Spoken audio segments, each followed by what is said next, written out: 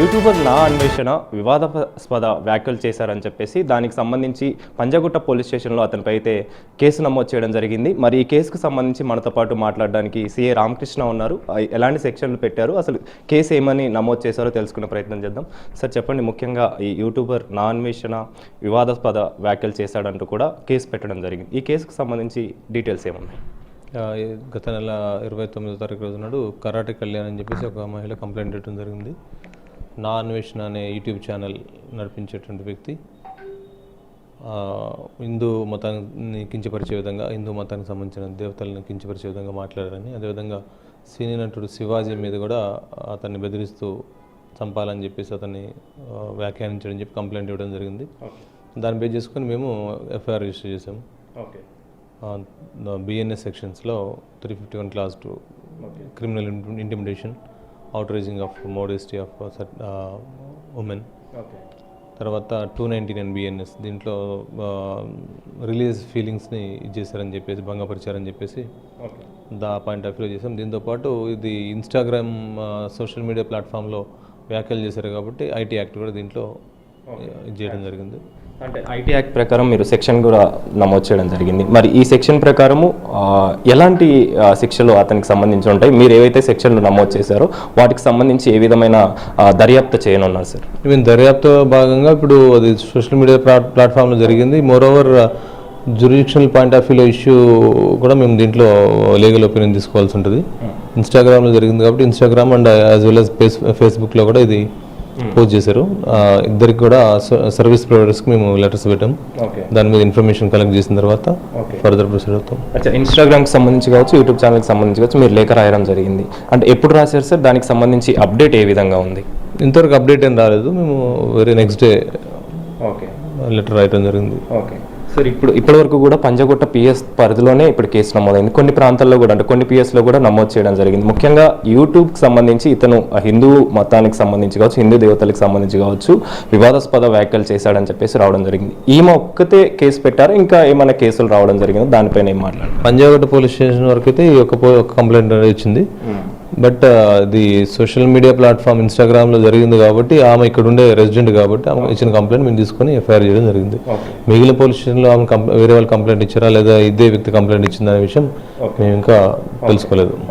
Sir, శిక్షలకు సంబంధించి అంటే మీరు కేసు ఏవైతే నమోదు చేశారో దానికి సంబంధించిన దర్యాప్తుల భాగంగా అతన్ని రప్పించే అవకాశం ఉంటుందా, లేదా ఎలా ఉంటుంది ఫర్దర్గా దానికి సంబంధించిన దర్యాప్తు? దీంట్లో దర్యాప్తులో భాగంగా మేము ఇన్ఫర్మేషన్, ఎవిడెన్స్ కలెక్ట్ చేసిన తర్వాత అది అతని మీద నేరం నిర్ధారణ కనుకైతే ఖచ్చితంగా మేము లీగల్ ప్రొసీజర్ ఫాలో అయ్యి అకార్డింగ్ టు లీగల్ ప్రొసీజర్ మేము తీసుకురావడమా లేదా నోటీస్ సర్వ్ చేయడం లాంటిది అనేది జరుగుతుంది. అతన్ని ఏమైనా టచ్ చేయడం కానీ, అంటే తన ఫర్దర్గా డీటెయిల్స్ ఏమైనా తీసుకోవడం జరిగింది? అన్నీ జరుగుతాయి. Everything will be done. Okay. So మొత్తానికైతే సీఏ చెప్తున్న వివరాల ప్రకారం ముఖ్యంగా ఈ కేసుకు సంబంధించి నా అన్వేషణ హిందూ దేవతలపైన వివాదాస్పద వ్యాఖ్యలు చేశాడంటూ కూడా కరాటే కళ్యాణి కంప్లైంట్ చేయడం జరిగింది. ఆ కంప్లైంట్లో భాగంగానే కేసు నమోదు చేసుకుని అయితే దర్యాప్తు చేస్తున్నాం. ఇందులో భాగంగానే సోషల్ మీడియా ప్లాట్ఫామ్కి సంబంధించి, అంటే ఇటు ఇన్స్టాగ్రామ్కి సంబంధించి కావచ్చు, యూట్యూబ్కి సంబంధించి కావచ్చు, వాటికి సంబంధించిన లేఖలు కూడా రాసాం. వారికి సంబంధించిన డీటెయిల్స్ కూడా వస్తే ఫర్దర్గా దర్యాప్తు వేగవంతం చేస్తామని చెప్పేసి సీఏ చెప్తున్నారు. కెమెరా పర్సన్ వినోద్తో కలిసి Anil, big TV, Panjagutta police station నుంచి.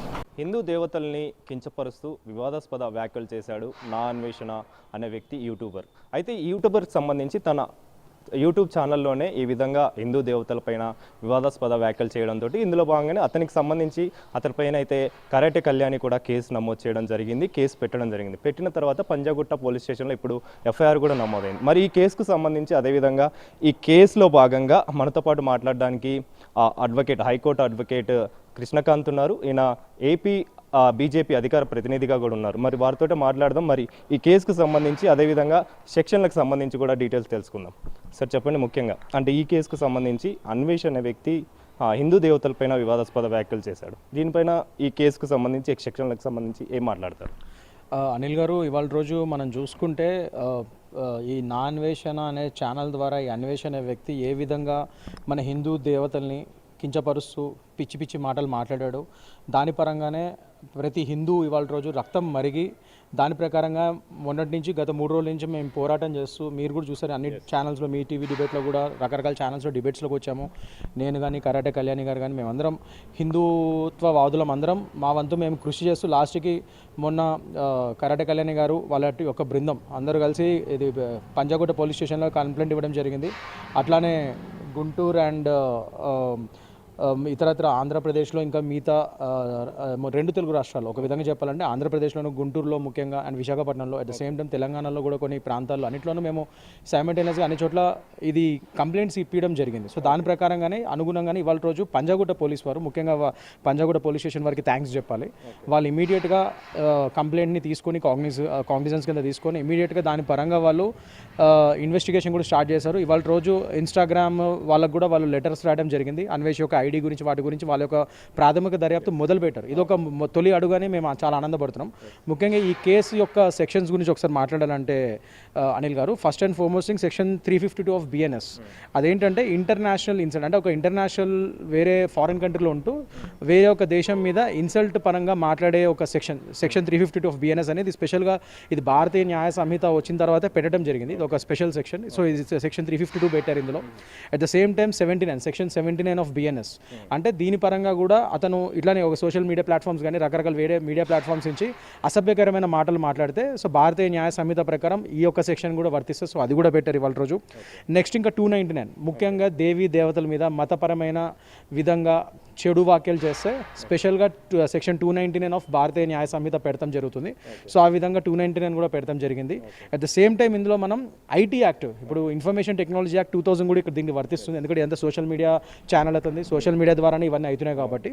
సో ఐటీ యాక్ట్ 2000 కూడా ఇక్కడ వర్తిస్తుంది. సో దాని ప్రకారంగా అతని మీద సెక్షన్ 67 కూడా పెడతాం జరిగింది. సెక్షన్ 67 ఆఫ్ ఐటీ యాక్ట్ ఏంటంటే ఒబ్సిన్ కంటెంట్, అట్లా ఇట్లా జుగుప్సాకరమైన మాటలు, చెత్త మాటలు, అతని కంటెంట్ కూడా మీరు ఇవాళ చూస్తే చెత్త మాటలు. అండ్ అసలు ఇదంతా రూట్ కాజ్ ఎక్కడి నుంచి స్టార్ట్ అయింది, ఎవరో ఎక్కడో ఏదో ఒక మహిళల ఒక దుస్తుల గురించి ఎక్కడో మాట్లాడితే దానికి రెసిప్రొకేషన్గా వేరే కొన్ని వర్గాలు వాటి మీద రియాక్షన్లు ఇస్తుంటే దానిలో ఇతను ఎవడైతే అసలు ఉమెన్ని ఆబ్జెక్టిఫై చేస్తూ చెత్త వీడియోలు పెట్టే ఇతను ఇవాళ రోజు ఇతను మధ్యలో పెద్ద ఆడవాళ్ళకి వత్తాసు పలికినట్టుగా వచ్చి ఆ నెపంతో ఆ ముసుగులో హిందూ దేవతల గురించి చెడుగా మాట్లాడాడు. సో దానికే ఇవాళ రోజు తగిన బుద్ధి చెప్పడానికి ఇలాంటివన్నీ సెక్షన్స్ పెట్టి అతని మీద పోలీస్ కంప్లైంట్ ఇవ్వడం జరిగింది. And all thanks to Panjagutta police వారు, వాళ్ళు ఇమీడియట్గా యాక్షన్ తీసుకొని దీని పరంగా చర్యలు తీసుకుంటున్నారు. అలానే ఇంకా మిగతా పోలీస్ స్టేషన్స్లో మేము చెప్పినట్టు ఆంధ్రాలో, మా యొక్క ఆంధ్రప్రదేశ్లో కూడా విశాఖపట్నంలో, గుంటూరులో ఎక్కడైతే పెట్టామో వాళ్ళు కూడా తొందరలో చర్యలు తీసుకుంటారు. ఇట్లా అందరూ మల్టిపుల్ ఎఫ్ఐఆర్స్ అయితే అతని మీద ప్రెషర్ పెరుగుతుంది. దీని పరంగా ఏమవుతుందంటే అప్పుడు అతనికి నోటీసులు జారీ చేయడం జరుగుతుంది. దాని ప్రకారంగా మన ministry of home affairs come ministry of external affairs ఈ యొక్క సెంట్రల్ గవర్నమెంట్ మన మినిస్ట్రీస్కి కూడా ఈ యొక్క కంప్లైంట్స్ పోలీస్ వారి ద్వారా వెళ్ళి వాళ్ళు లెటర్స్ రాసి వాళ్ళకి వాళ్ళ నుంచి అక్కడ ఇతను ఏదైతే దేశంలో ఉన్నాడు, ఇప్పుడైతే ప్రస్తుతానికి మనం థైలాండ్లో ఉన్నట్టు తెలిసింది. సో థైలాండ్ ఎంబసీ వారికి మన మినిస్ట్రీ ఆఫ్ ఎక్స్టర్నల్ అఫైర్స్ మరియు హోమ్ అఫైర్స్ వాళ్ళు లెటర్స్ రాసి అతనికి నోటీసులు పంపించి అతన్ని ఇండియాకి తీసుకొచ్చే ప్రక్రియలు స్టార్ట్ చేసే విధంగా ఈ చర్యలు ఉంటాయన్నమాట. అంటే మీరు అన్నట్టు అంటే సెక్షన్లకు సంబంధించి మీరు ఏదైతే సెక్షన్లు చెప్పారో వాటి ద్వారా అన్వేషణని రప్పించగలుగుతామా? రప్పియాలంటే మీరు ఏదైతే ప్రక్రియ చెప్పారో అది ఎన్ని రోజులు పట్టే అవకాశం ఉంటుంది? దానికి సంబంధించిన చర్యలు ఏ విధంగా ఉండే అవకాశం? అనిల్ గారు, జనరల్లీ మీకు తెలుసు చట్టపరమైన ఏదైనా కొద్దిగా టైం టేకింగ్ ఉంటే because we have to follow procedure of law. మనకందరికీ కోపం ఉంటుంది. ఇప్పుడు నాకు కూడా చాలా కోపం ఉండే, నేను కూడా దాని ప్రకారంగా నా ఆవేదన వ్యక్తం చేశాను అన్నిట్లోనూ. కానీ అట్ ద సేమ్ టైం కానీ చట్టం దాని పని చేసుకుంటూ పోతుంది. బట్ దానికి కొద్దిగా టైం పడుతుంది, ఎందుకంటే ప్రొసీజర్ ఆఫ్ లా కొద్దిగా టైం పడుతుంది. అనిల్ గారు, మనకు తెలిసింది చట్టం దాని పని చేసుకుంటూ పోతుంది. అట్ ద సేమ్ టైం ఒకటి ఏంటంటే నాకు కూడా చాలా ఆవేదన కలిగింది. అందుకని అన్ని విధాలుగా మేము అన్ని ప్లాట్ఫామ్స్లో చాలా గట్టిగా మాట్లాడటం జరిగింది, మా యొక్క బాధని వ్యక్తపరచడం జరిగింది. But at the same time చట్టానికి దాని యొక్క పరిధులు ఉంటాయి, దాని యొక్క టైం టేకింగ్ కొద్దిగా ఉంటుంది, ఎందుకంటే ప్రొసీజర్ ఆఫ్ లా వాళ్ళు ఫాలో అవ్వాలి. సో దాని పరంగా కొద్దిగా టైం పట్టచ్చు. సో నేను చెప్పినట్టు ఇప్పుడు ఈ విధంగా బ్యూరో ఆఫ్ ఇమిగ్రేషన్కి మన పోలీస్ వారు లెటర్స్ రాసి ఈ యొక్క కంప్లైంట్స్ ఆధారితంగా దాని పరంగా అక్కడి నుంచి వాళ్ళు నేను చెప్పినట్టు మినిస్ట్రీ ఆఫ్ ఎక్స్టర్నల్ అఫైర్స్ కానీ హోమ్ అఫైర్స్ వారు కానీ ఆ యొక్క దేశం యొక్క థైలాండ్ అంటే థైలాండ్ ఎంబసీకి వాళ్ళు లెటర్స్ పంపించి ముఖ్యంగా ఇక్కడ మనకి ఇంటర్నేషనల్ ట్రీటీస్ కూడా ఇందులోకి మధ్యలోకి వస్తాయి. సో మన యొక్క దౌత్య సంబంధాలు ఇంటర్నేషనల్ ట్రీటీస్ MLATs అని అంటారు. MLAT పరంగా కూడా ఏ విధంగా ఉన్నాయి మన రెండు ఇంటర్నేషనల్ దేశాల మధ్య చట్టపరమైన విధంగా MLAT అగ్రిమెంట్స్ రాసుకుంటాం మనం. ఆ MLATs కూడా ఎలా ఉన్నాయి థైలాండ్తో, ఇవన్నీ కూడా పరిగణలోకి వస్తాయి. దాని పరంగా అతన్ని పట్టుకొని అప్పుడు ఇక్కడ తీసుకురావడం జరుగుతుంది. ఈ లోపల ఒకవేళ అతను గనక ఇన్ని చేసిన తర్వాత కూడా రాకపోతే అప్పుడు మనం ఎలాగో ఇప్పుడు ఈ కేసుల ఆధారితంగా లుకౌట్ నోటీస్ అయితే ఎలాగో LOC అతని మీద జారీ చేస్తాం. ఎల్ఓసి జారీ చేసిన తర్వాత అతను వాళ్ళ యొక్క ఫ్యామిలీ ఇక్కడే ఉన్నట్టు తెలుస్తుంది. సో వాళ్ళ ఫ్యామిలీ పరంగా ఒకవేళ అతను ఇండియాకి వచ్చినా, ఎప్పుడు ఇండియాకి వచ్చినా, ఆల్ ఓవర్ ఇండియా ఏ ఇంటర్నేషనల్ ఎయిర్పోర్ట్లో అతను దిగినా ఇమీడియట్గా ఎల్ఓసి ఆధారితంగా అతను పట్టేసుకొని అరెస్ట్ చేయడం జరుగుతుంది. అది కాకుండా ఇంకా ఉధృతంగా వెళ్ళాలి అంటే అసలు ఇతను మొత్తానికి రావట్లేదు, ఇండియాకి తప్పించుకొని తిరుగుతున్నాడు. సో నోటీసులకు వాటికి కూడా అతను రెస్పాండ్ అవ్వట్లేదు. ఇదంతా టైం పడుతుంది. సో రెస్పాండ్ అవ్వట్లేదు. సో కాలక్రమేణా అప్పుడు ఏం చేస్తారు, రెడ్ కార్నర్ నోటీస్ అనే ఒకదాన్ని జారీ చేస్తారు.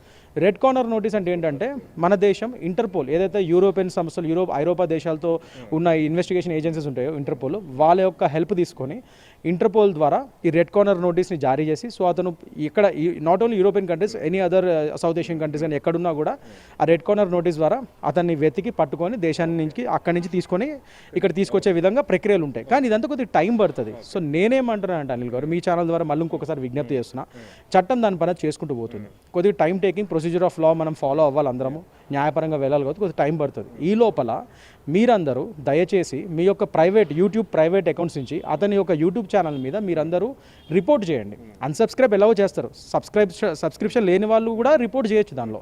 సో అన్సబ్స్క్రైబ్ చేస్తూనే అట్ ద సేమ్ టైం అతని మీద మీ యొక్క ప్రైవేట్ అకౌంట్, యూట్యూబ్ ఛానల్ యొక్క ప్రైవేట్ అకౌంట్ నుంచి అతని యొక్క యూట్యూబ్ ఛానల్ మీద మీరు ఏదైతే హిందూ దేవతల మీద, అంతకుముందు ఆడవాళ్ళ మీద చెత్త వీడియోస్ ఉన్నాయో ఆ యూఆర్ఎల్స్ అన్నిటిని జోడించి దాని పరంగా అవన్నీ పెట్టి ఆ యూట్యూబ్కి ఇతను యూట్యూబ్ ఛానల్ మీద మీరు రిపోర్ట్ చేస్తే, ఇలా వేల కొద్ది లక్షల కొద్ది అతని మీద రిపోర్ట్ చేస్తే, రిపోర్ట్స్ అని వెళ్తే ఇమీడియట్గా అతని యూట్యూబ్ ఛానల్ బ్లాక్ అవుతుంది.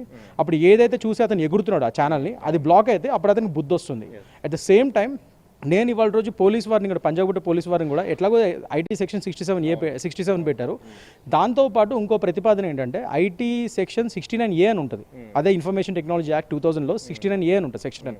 అదేంటంటే మన పోలీస్ వారు సెంట్రల్ గవర్నమెంట్కి వినతి పత్రం రాయాలి. అదేంటంటే ఇతని ఛానల్ ఇలా జుగుప్సాకరమైన కంటెంట్ చూపిస్తుంది, ఇతని వల్ల మన దేశ సమగ్రత పాడవుతుంది, మన దేశం మీద కూడా మనం చూసాం పిచ్చి ప్రేరణపల్లని వాగుతున్నాడు అతను. సో చట్టపరంగా ఇతని దేశానికి కూడా సమగ్రతను కూడా ఇది పాడు చేసే విధంగా ఇతని వీడియోస్ ఉన్నాయి. అండ్ కంటెంట్ కూడా obscene content, at the same time Hindu దేవతల మీద ఇవన్నిటి మీద జోడించి మనం పోలీస్ వారు సెక్షన్ 69A ఐటీ యాక్ట్ని ఇన్వోక్ చేస్తూ సెంట్రల్ గవర్నమెంట్కి లెటర్ రాస్తే సెంట్రల్ గవర్నమెంట్ గారు దాన్ని సమీక్షించి దాని ప్రకారంగా అతని యూట్యూబ్ ఛానల్ని వాళ్ళు కూడా బ్లాక్ చేసే ఛాన్సెస్ ఈ section 69A of IT act పరంగా ఉంది. ఆ బలం సెంట్రల్ గవర్నమెంట్కి ఆ పవర్ ఉంది. సో మన ఇక్కడ పంజాగుట్ట పోలీస్ వారు నేను కోరేది ఏంటంటే ఈ సెక్షన్ 69A ఆఫ్ ఐటీ యాక్ట్ని కూడా వాళ్ళు ఇన్వోక్ చేస్తూ సెంట్రల్ గవర్నమెంట్కి దయచేసి మన state secretary information technology department ద్వారా సెంట్రల్ గవర్నమెంట్కి ఇది రాయమని చెప్పి, ఎందుకంటే ఒఫీషియల్గా వెళ్ళాలి. అది వెళ్తే దాని పరంగా ఇంకా ఫాస్ట్గా అతను యూట్యూబ్ ఛానల్ బ్లాక్ అయ్యే ఛాన్సెస్ మన సెంట్రల్ గవర్నమెంట్ చేతిలో ఉంటుంది కాబట్టి ఆ సెక్షన్ 69A ద్వారా అతను యూట్యూబ్ ఛానల్ కూడా బ్లాక్ చేయమని నేను మీ ద్వారా కోరుతున్నాను. సార్ ఇంకొకటి అంటే ముఖ్యంగా ఆ యూట్యూబ్ ఛానల్ ద్వారా మరో వీడియో తను రిలీజ్ చేయడం జరిగింది. ఎక్కడ కూడా నేను హిందూ దేవతల్ని కావచ్చు, నేను ఏమంటారు కరుడు కట్టిన హిందూవాదిని అని చెప్పేసి చాలా తిష్టగా ఉంటానని చెప్పేసి కూడా ఆయన మాట్లాడడం జరిగింది. కానీ అలాంటి వ్యాఖ్యలు నేను చేయలేదని చెప్పేసి ఆయన మాట్లాడుతున్నారు. మరి మీరు దాని మీద ఏం మాట్లాడారు? ఒకటి అనిల్ గారు, నేను పదే అన్నిట్లోనూ చెప్తున్నాను, మళ్ళీ ఇవాళ రోజు ఇంకోసారి చెప్తున్నాను, అతను నిజంగా హిందువో కాదో నాకు తెలియదు. కానీ వీడియోస్లో మాత్రం ఒక గణపతి విగ్రహాన్ని, మన ఆదర్శ దైవమైన ఆ గణపతి గారి విగ్రహాన్ని అట్ ద సేమ్ టైం ఒక చిన్న భగవద్గీత పుస్తకాన్ని పట్టుకొని నేను హిందువుని పదే చెప్తున్నాడు. కానీ అతను నిజంగా హిందువో కాదో నాకు తెలియదు. ఎందుకంటే నిజంగా హిందూ ధర్మాన్ని, సనాతన ధర్మాన్ని పాటించేవాడైతే ఇలా ఎదవ మాటలు మాట్లాడాడు. సో ఇలాంటి జుగుప్సాపరమైన మాటలు మాట్లాడాడు. సో ఇతను హిందూ ముసుగులో ఉన్న వేరే మస్తస్తుడా, లేకపోతే మన హిందూ మతాన్ని చెడగొడటానికి లేదా రెచ్చగొడటానికి వేరే వాళ్ళు ఎవరైనా ఇతనితో చేపిస్తున్నారా, ఇలాంటి వాటి మీద కూడా దర్యాప్తు జరగాలి. At the same time Anil గారు, నేను ఇంకో విషయం చెప్దాం అనుకుంటున్నాను. ఒకవేళ ఇతనే కనుక నిజంగా హిందూ అయితే, మన వీర్ సవార్కర్ గారు ఎవరైతే మన దేశం కోసం, మన హిందుత్వం కోసం, మన దేశం యొక్క ఇండిపెండెన్స్ కోసం అప్పుడు పోట్లాడారో వీర్ సవార్కర్ గారు ఒక మాట అన్నారు. అది ఇతను చూసినప్పుడల్లా అదే గుర్తొస్తుంది నాకు పదే. అదేంటంటే, నాకు అన్యమతస్థుల మీద భయం లేదు, కాకపోతే హిందువుగా పుట్టి హిందువుగా మెలిగి హిందుత్వానికి వ్యతిరేకంగా ఉంటున్న హిందువులు అంటేనే నాకు భయం అని చెప్పి వీర్ సవార్కర్ గారు అప్పట్లో అన్నారు. సో వీడిని చూస్తుంటే నాకు పదే ఆయన మాటలు అవే గుర్తొస్తున్నాయి. సో వీడు కరెక్ట్గా ఆ రోజు వీర్ సవార్కర్ గారు చెప్పింది ఇలాంటి ఎదవల గురించే. సో హిందూ ముసుగులో ఉండి హిందుత్వంకి వ్యతిరేకంగా మాట్లాడి ఇలాంటి ఎదవల గురించి ఆ రోజు వీర్ సవార్కర్ గారు అన్నారు. సో ఇలాంటి వాళ్ళని మనం తిప్పికొట్టాలి. ముఖ్యంగా హిందువులందరికీ వాళ్ళ రోజు పిలిపిస్తున్నాను, not as an advocate, not as any party person, నేను ఒక కేవలం హిందువుగా ఇవాళ రోజు పిలిపిస్తున్నాను. దయచేసి ఇలాంటి వాళ్ళని ఎంకరేజ్ చేయొద్దు. ఇలాంటి ఛానల్స్ని వాటిని మీరు ఇమీడియట్గా అన్సబ్స్క్రైబ్ చేసి, ఇలాంటి వాళ్ళ మీద నేను అడిగినట్టు మీ యొక్క యూట్యూబ్ ప్రైవేట్ అకౌంట్ నుంచి వాళ్ళ మీద రిపోర్ట్ చేయండి. అండ్ ఇలాంటి వీడొక్కడే కాదు, వీడి యొక్క ఉదంతం వేరే యూట్యూబర్స్కి, ఇలాంటి సోషల్ మీడియా ఇన్ఫ్లుయెన్సర్స్కి ఒక బుద్ధి కావాలి. వీళ్ళకి బుద్ధి రావాలి. మిగతా వాళ్ళు కూడా ఇంకోసారి హిందూ మతాల మీద, హిందూ దేవతల మీద మాట్లాడాలంటే వీళ్ళకి బుద్ధి రావాలి. సో వీడి ఉదంతం వాళ్ళకి ఒక ఎగ్జాంపుల్ సెట్ చేయాలనేది నేను కోరుకుంటున్నాను. మీ అందరూ మీరు యాజ్ అడ్వకేట్గా అంటే ఇప్పటిదాకా చెప్పిన దాన్ని బట్టి, కేసుని బట్టి ఇప్పటికే ఈ కేసుకు సంబంధించి ప్రొసీజర్ అనేది మీరు ఫాలో అవుతున్నారు, దానికి సంబంధించి ముందుకు కూడా వెళ్తున్నారు. నెక్స్ట్ ప్రొసీజర్ ఏ విధంగా ఉండనుంది? దీనికి సంబంధించి ఇప్పటికే కేసులు అనేవి నమోదయ్యాయి కాబట్టి మీ యొక్క నెక్స్ట్ స్టెప్ ఏ విధంగా ఉండనుంది దానికి సంబంధించి? ఒకటి ఏంటంటే పోలీస్ వారు వాళ్ళ యొక్క పని వాళ్ళు చేస్తున్నారు. నేను మళ్ళీ చెప్పినట్టు ఇందాక పంజాగుట్ట పోలీస్ వారు ఆల్ థ్యాంక్స్ టు దెమ్, వాళ్ళు ఫాస్ట్ ఇమీడియట్గా స్టార్ట్ చేశారు. అలానే నా విజ్ఞప్తి ఏంటంటే మిగతా పోలీస్ స్టేషన్స్లో ఎక్కడైతే వీడి మీద విశ్వ హిందూ పరిషత్ వాళ్ళు కానీ ఇదివరకు వేరే వాళ్ళు కూడా మా ఆంధ్రప్రదేశ్లో కూడా అందరూ కంప్లైంట్స్ ఇచ్చారు. సో దాని పరంగా ఆ పోలీస్ స్టేషన్ వారు కూడా ఈ విధంగా దర్యాప్తు తొందరగా ముమ్మరం చేయాలని కోరుకుంటున్నాను.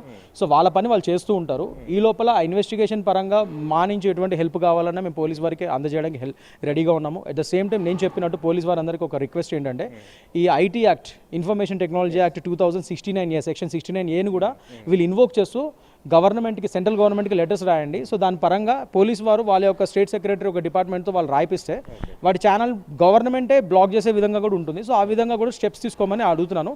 ఈ విధంగా ఏ విధంగా పోలీస్ వారికి కానీ దర్యాప్తు సంస్థలకు కానీ మేము హెల్ప్ చేయాలా, మా హెల్ప్ కావాలంటే నేను డెఫినెట్గా చేయడానికి రెడీగా ఉన్నాను. Thank you so much. So మొత్తానికైతే అడ్వకేట్ కృష్ణకాంత్ చెప్తున్న వివరాల ప్రకారం